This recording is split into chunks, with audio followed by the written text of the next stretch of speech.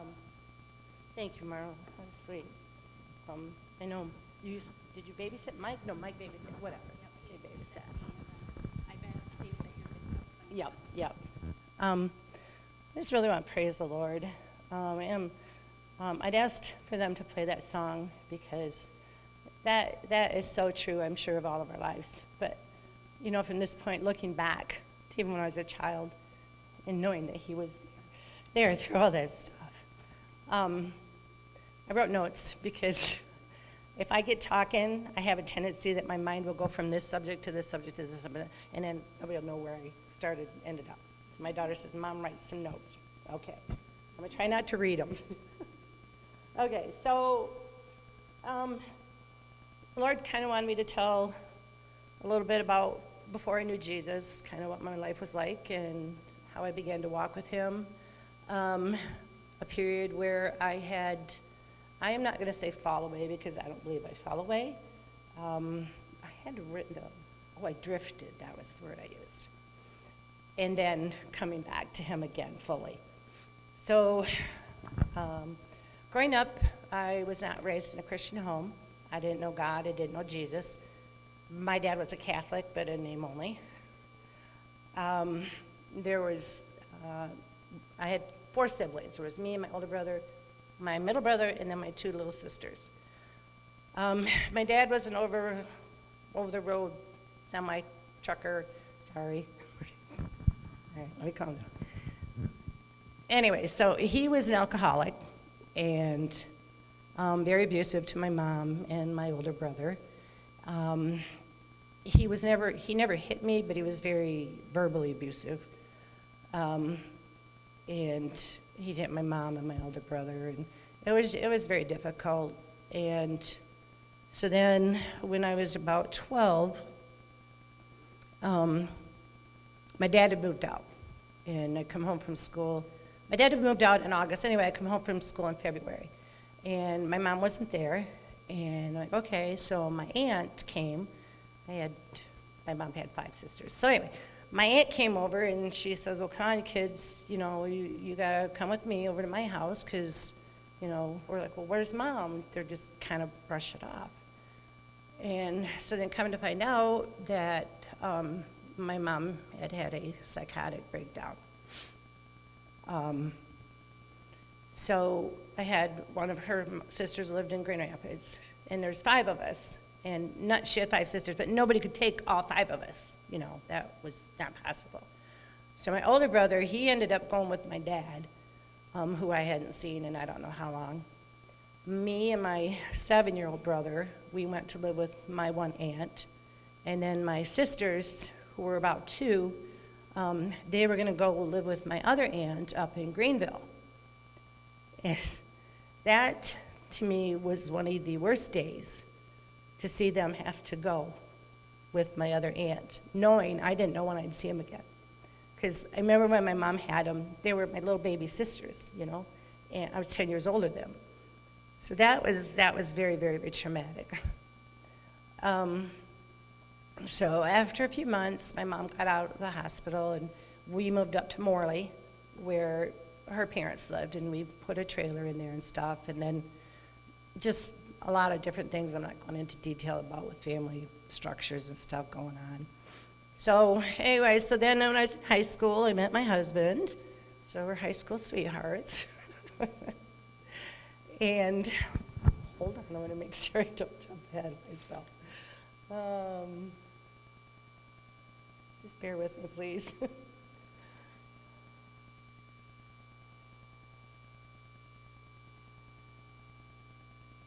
All right, so Mike and I got married. We were 21. Mike was a dairy farmer, so we milked cows. And that's nonstop work. Nonstop, really is. And so then we started having our kids and stuff. And it's really hard because from my upbringing in the way I was raised compared to the way he was raised, we tended to argue about how to discipline the kids. I didn't really know, because what I went through, and I definitely didn't want them to be spanked and this and that, and then he thought they should. So we argued a lot about that. So I learned later years from going through all my stuff in my childhood. I had developed PTSD, post-traumatic stress disorder. I had horrible anxiety. I ended up with the bipolar, and I'll get into that in a minute. But one of the things I had was a deep terror, not just fear, terror of everything. I was terrified to die because I didn't know. I thought that was it, and that terrified me. My kids, I was always so terrified something would happen to them. And I was almost like a helicopter parent because I just couldn't deal with it if something had happened to them. So as it went along, and I know it was the Lord leading me. I've learned this, since, that he draws you in. And I started wondering more, about death and that. Well, we had a friend that he used to come over and visit for coffee, and he had a couple brothers that were pastors. I didn't know that at the time, but so him and I got talking. I'd get talking with him, and I started asking him questions. Well, then the only Bible I had, which was a Bible, right? Big old white Bible, those ones you get when you get married. So I got that out, and I'd start reading it, and we'd be talking, and I was just so excited. I just so excited. And after a while, finally, he says, Mary, he says, I can't answer your questions anymore. He said, they're deeper than what I know. I'm like, okay. So a friend of ours, actually was Lynn's cousin, Artie. We were really good friends with them. So, she knew everything that was going on. And so I mentioned it to her one day, and she said, well, why don't we go down to church downtown? I'm like, sure, So I went to church, and it was nice. I liked it. Everybody was really friendly and stuff. And so then the next week, she says, well, come on. She says, Lynn does a Sunday school. She said, you can come down to that. I'm like, okay. Now, mind you, I was very, very, very shy person. I really was. You can't tell now, but I was. So anyway, we went in, and Lynn and Ruth, everybody was so welcoming, just made me feel so at peace. So then he'd done the lesson, and then he said something he goes, well, do you have any questions? And I'm just sitting there, and he goes, oh, really? He said, you can ask anything you want. Don't be afraid. I'm like, okay, why did God put the tree in the garden? He's like, okay. So I don't remember what he said at the time, but for quite a few Sundays after that, it was just, I'm not kidding, I would just come in with questions and questions and questions. And if he didn't have an answer, he'd work on it, and get it. And I also had the desire to literally tear the word apart. He taught me how to get the concordance and that. And I would just sit there with books all over and just tearing through it. I'm trying to think. I don't remember how long after I went that I finally gave my heart to the Lord. Because I finally understood who Jesus was and what he'd done, So that continued on, and it amazed me how the Lord used me to teach people, to share with people, and I was not bashful anymore. In fact, they probably told me to shut my mouth. No, I'm kidding. Don't take that. Words come out that shouldn't have. So, okay, here I gotta get. Okay, so while this was going on, I love my husband dearly. I'm not saying anything against him because he's a great man. He did not like me going to church. He did not want to hear about it. Like the third week I was there, I come home, and I was so excited. I was telling him something. He goes, I don't even want to hear a word about it. Okay. So, so then through the years, going to church or Wednesday nights, whatever, it just really caused a lot of issues with us.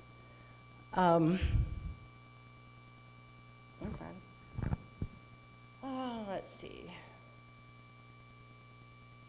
Okay, so then it wasn't always just sweetheart either. I yelled at him and stuff, so I don't want y'all think I was perfect. No, I'm kidding.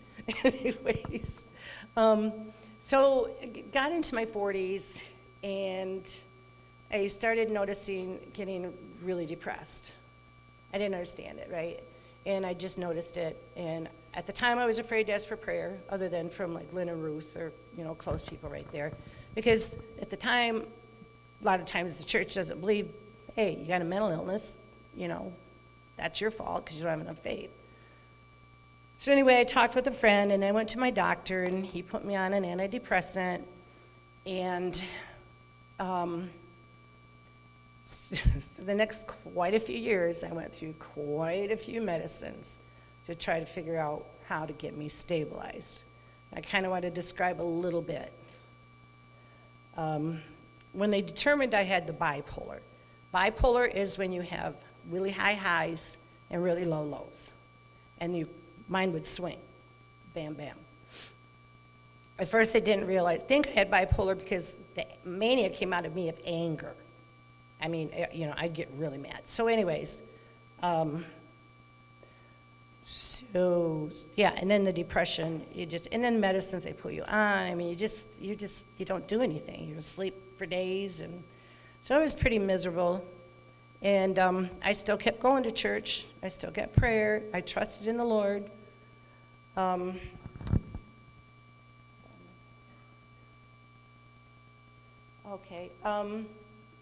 did end up in the hospital a couple times. I didn't try to kill myself, but I didn't want to live. So I went in the hospital, and that's where they diagnosed me with the bipolar. So meanwhile, I'm going through that, and the headaches, the migraines kept getting worse and worse. And I didn't feel satisfied. I mean, I had the Lord, but there was something missing still. So anyway, I decided, I'm like, okay, I want to go back to college. Mike didn't want that either. But anyway, so I went and finished my bachelor's, then went on to get my master's in psychology, of all things. At this point, Mike he got saved. So he's, not against me doing God and stuff like that.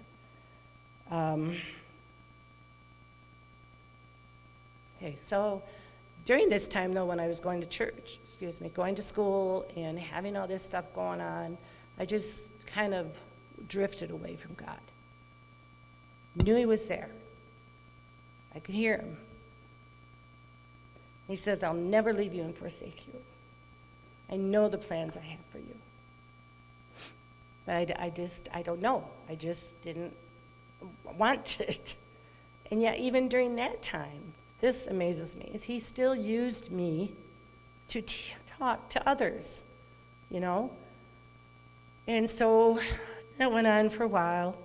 I couldn't get a job with my degree because I had chronic migraines, debilitating. I couldn't even work. So then that didn't help much. So then this is kind of what, I guess, brought me back. I went to Grand Rapids one day, and I was driving somewhere, and I'd taken the wrong route, trying to take the back way from Grand Rapids over home. Anyway, I took the wrong route. I thought I had a four-way stop. That's how it was. I come up, stopped, started going, and here come a big box truck. You know how big the box trucks are? I knew I was going to hit it. I knew I was going to hit it. And I just closed my eyes and said, Jesus, save me. And I literally saw white, all white, glowing around me.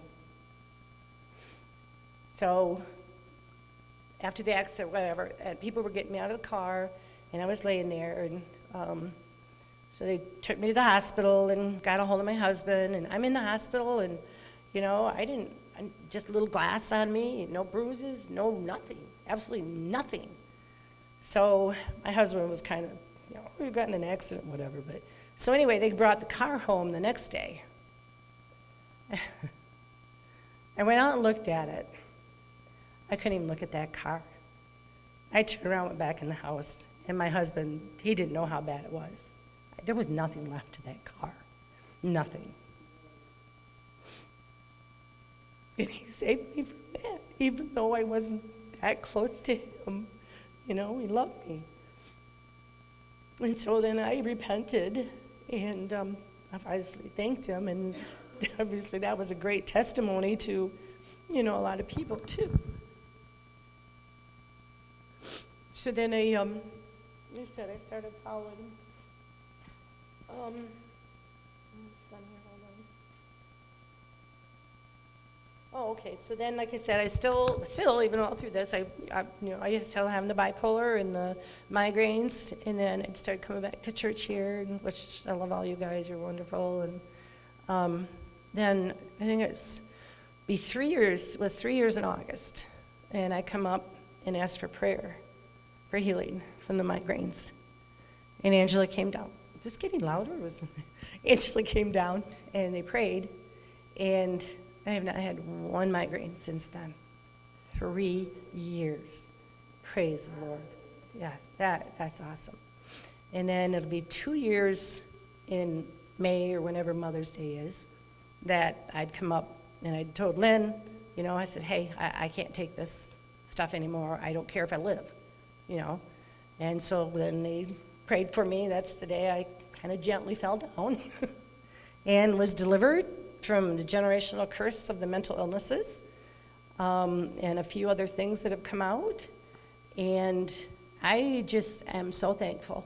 And I just praise the Lord so much for what he's done in my life and for what he's doing now. I feel, to me, him having me come up here today, it was like, show yourself, Mary, you got to be vulnerable, but it's just, I don't know if privilege is the right word to use, that he's using me for this, but so, yeah, and so I just keep continuing to grow, and just that's about it. If you have any questions later, want to ask me anything, I'll talk to you about it, so, okay? Thank you.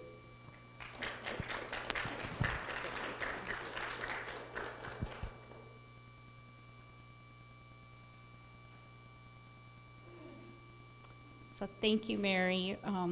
Like she said, when we stand up before people, or it could even be sometimes in the grocery store, you are being vulnerable, sharing your life story. And in our society, at times, it's very easy to judge people, just with oh, this is how something.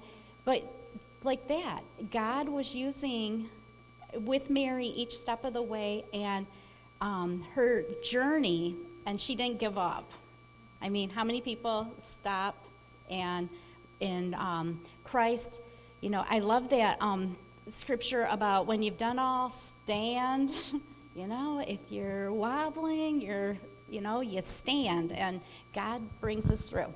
So our next lady, Miss Kay, she tries to sometimes scoot around and not be in the spotlight, but she has done so many little secret things in the past of helping people. She and Dudley are like the giving type of people that you don't know how many people's lives they actually have sown into. And so I'm excited for Kay. I don't know. Come on. And Dudley's to give you thumbs up. You do great. Sure. You were doing well. You could have just stayed up here. Over the years, last few years, I've been trying to talk Lynn into getting rid of all the chairs and putting some tables in here with chairs by them so we could have a place to put our Bibles and a place for our coffee and just relax and listen to him. But he's never quite fallen in with that plan. Well, night before last, I had a dream that it was my turn to get up here and talk. And we had the tables with the people with their coffee. And when it was my turn to get up here, they all stopped looking at me and they started just talking to each other and enjoying their coffee. And I thought, oh, that's why Lynn won't change the chairs out for tables. So I got a little bit of insight there. I didn't want to be up here. This was not where I feel comfortable. But on my way home, after Lynn asked us, the Lord said, are you going to be obedient to your pastor? And I thought, well, I don't want to. And it doesn't do any good to lie and say whatever you want. You might as well tell him the truth. But I had to be obedient to what the pastor wanted me to do. And I come out in the foyer, and Brian came up and he said, okay, just remember the fireflies. And I thought, fireflies? What in the world are you talking about? I still don't know what you're talking about. But anyhow, I said, Lord, I don't understand the fireflies. And so I saw Brian again, and I said, Brian, I don't know what you're talking about. And right before I was 16, I went to the courts, and I told them I wanted to be moved out of my home. My mom was an alcoholic, and they had fights, and, you know, I just wanted to be out. So I went in to live with Virgil and Reva Clark. And evidently, while I was there, Brian's family came over, and we went out in the yard and caught fireflies. And I had no recollection of this. Sorry, Brian, I still don't remember the fireflies. But Philippians 3:13b says, forget what's behind and look forward to what is ahead. Well, I am blessed, praise Jesus, because I've got a unique brain, and I do not remember my past. I don't.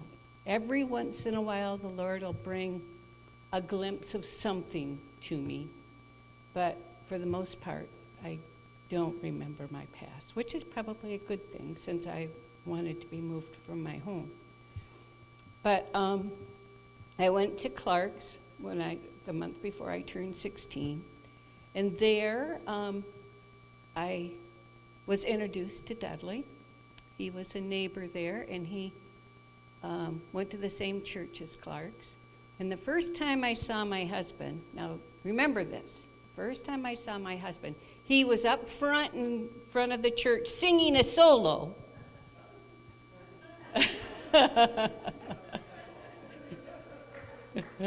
And I don't think I've ever seen him do it again since.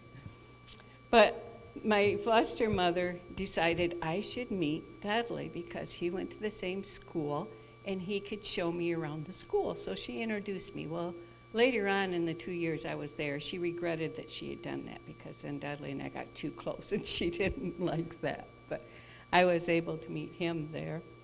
And while I was at Clark's in that church, Brian's dad, John, he came up to me one day here in this church and he said, Kay, I remember when you went to that church and you went up to the altar and you gave your heart to the Lord. We had a special service and you went up. And I thought, okay, Lord, I don't remember that.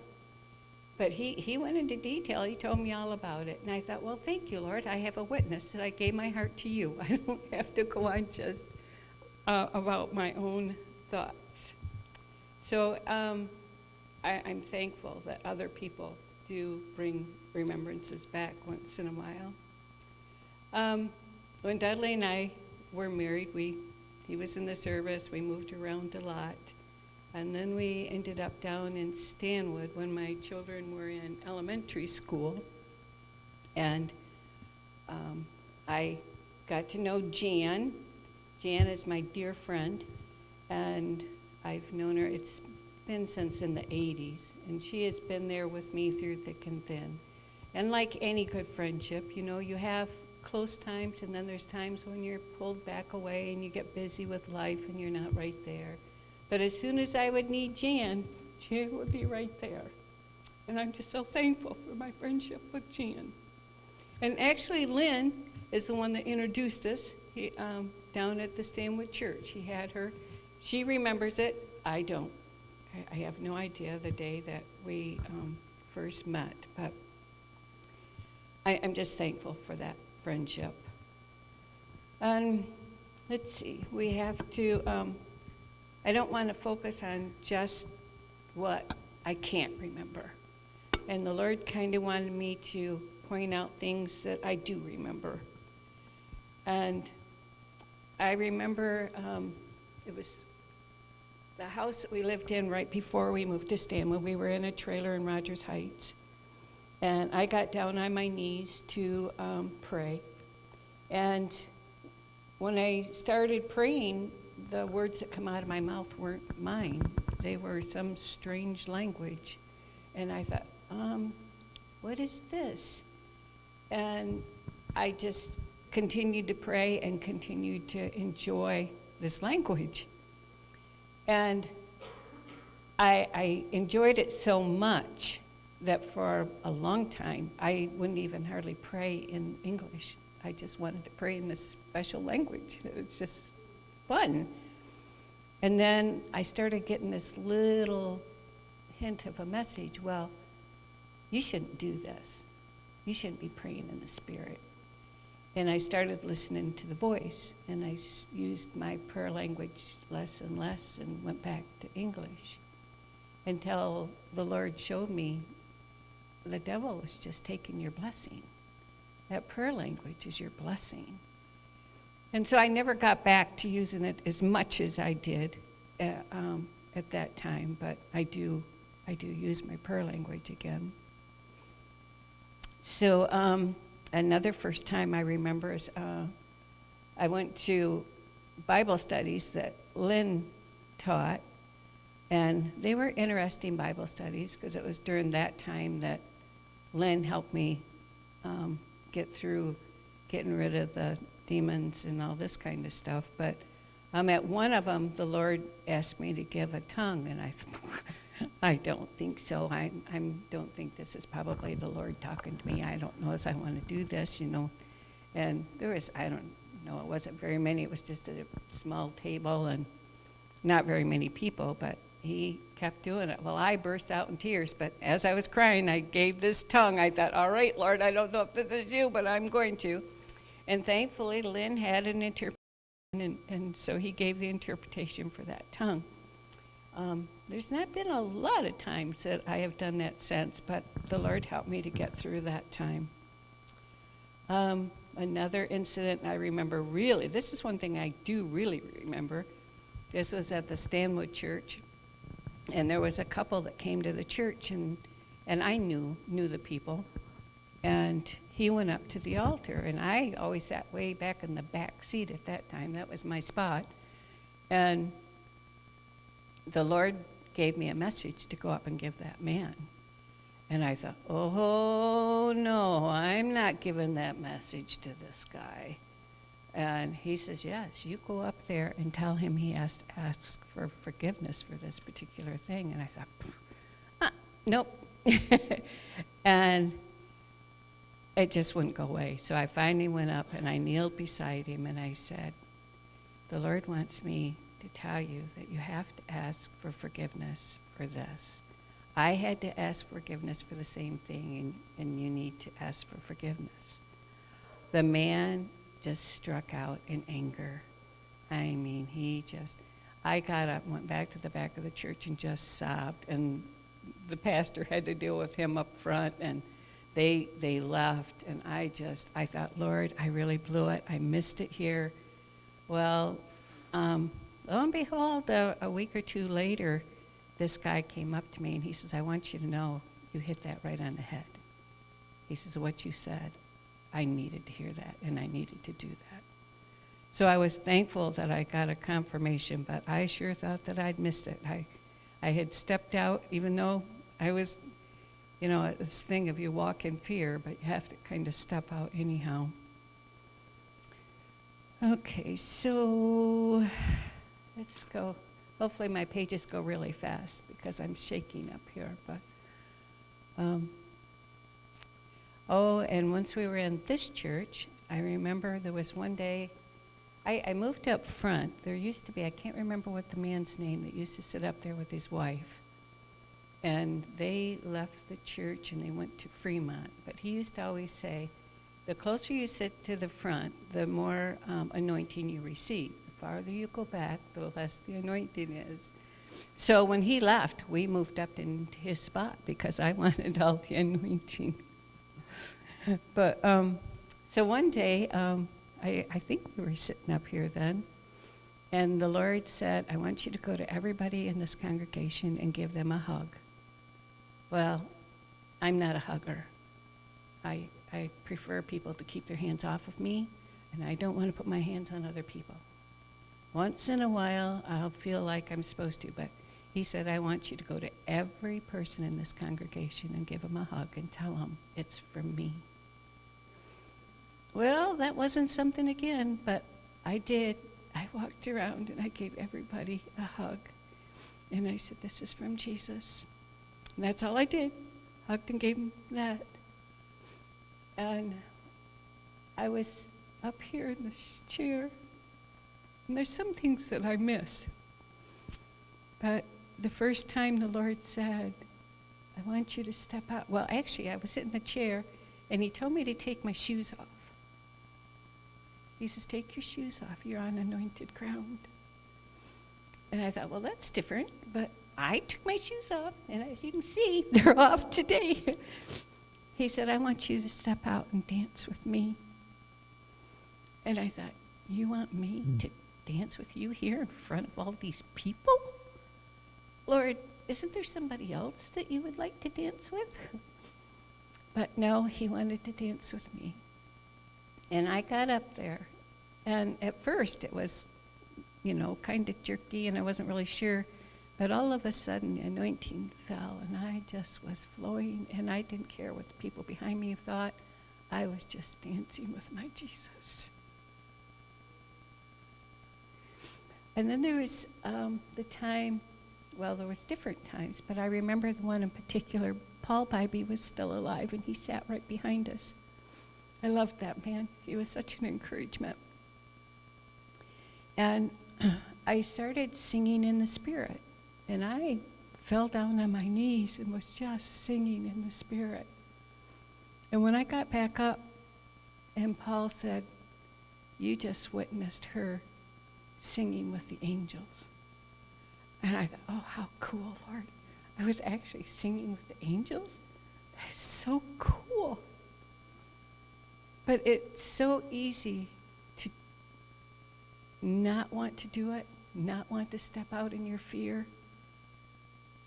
And you just kind of have to say, I've got to do this for Jesus. 2 Timothy 1:7 says, for God has not given us a spirit of fear, but of power and of love and a sound mind. And so there's sometimes when God wants you to do something, you have to say, Lord, I'm fearful here, but I need to step out in your love and your power. So anyhow, that was some of the firsts that I remember. I'm thankful for the spiritual support that I had from like Lynn and Ruth and Jan and my husband. Poor Dudley. He's known me for 53 years now. We've been married for 51 years. And I've not always made it easy for that man. In fact, there were sometimes I made it downright rough on him, and I'm just so thankful that he's stuck with me through thick and thin. And I try to make up for it in many ways. I'm just thankful for my blessed husband. And I'm thankful for my church family here. You guys have been a support, and I know I'm not an easy person to get along with. Like I said, I'm kind of more and more the older I get, I'm more of a hermit. I like to come in, sit down, and walk back out and leave. And so I'm thankful for the people here. I'm thankful that I can give out prayer requests, and you guys are faithful to be there for me. For quite a while, I kept telling Lynn, I said, the people here at the church, they just don't ask for prayer anymore. I said, I feel like such a terrible person because I have so many prayer needs. And I said, I just don't even want to ask for prayer here anymore because I think everybody else has got their lives all put together and they don't need prayer. I said, why am I the only one that always needs prayer? And recently, people have got where they're starting to ask for prayer again. And I don't know why we weren't for a little while, but I'm just so thankful because God's word tells us to come together for a reason. We come together because we're supposed to be here for each other. We're supposed to be able to uplift each other. We're supposed to be able to pray for each other. And whether it's something that's good or whether it's something that's not so good, we can still put it out there You know, I'm not one for somebody standing up and giving me every detail of what's going on. You know, if you think your husband's doing something he shouldn't, or your wife is doing something that they shouldn't, or their kids, we don't need to know all the details. In fact, I prefer not to know the details, because the next time I see that person, I don't want to remember those details. Thank you very much. But if you need prayer, you can just say, you know, I'm having a situation at home that I'd really like to have prayer for. And God knows what the situation is. And again, I don't remember. And so most of the time, before I walk away or as I'm walking away, I pray in the Spirit and just let the Lord know that I'm there, that I'm trying to back these people. So anyhow, I'm thankful that we have a church family that we can share with, that you're there. And I do want to give you a couple of updates. I asked for prayer for my brother Ron. He has cancer in his bone, and he broke his leg, and they've got pins, and he went in to have the surgery on the leg, and they found out the bone was full of cancer.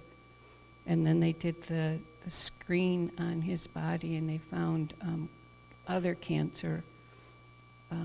3 weeks ago, he went for his first chemo. He was so super sick, just really, really sick.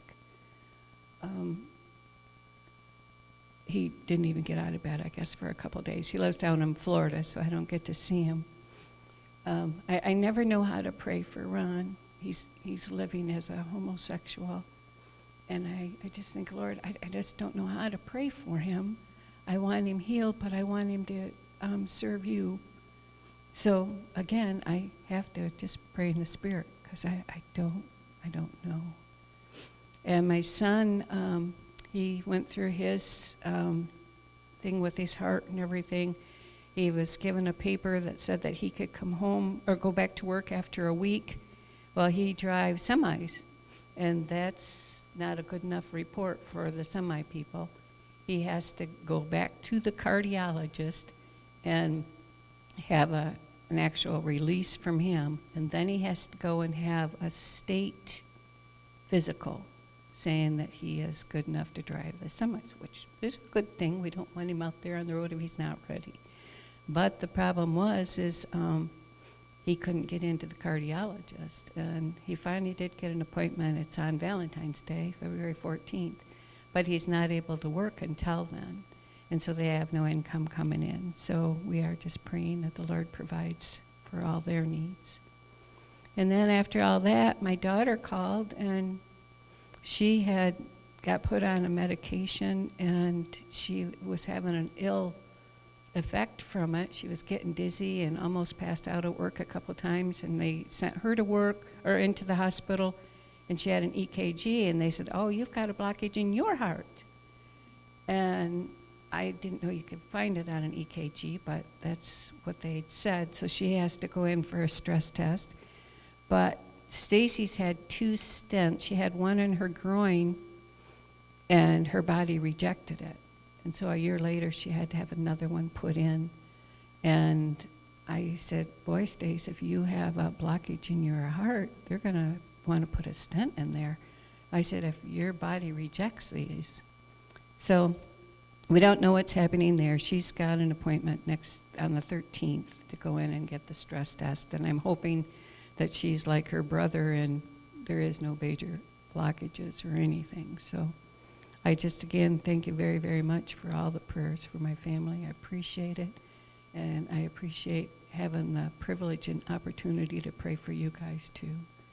So at this time, I'm going to give it back to Marla, and if there's anybody that has prayer requests or whatever, you can share those, and we go from there.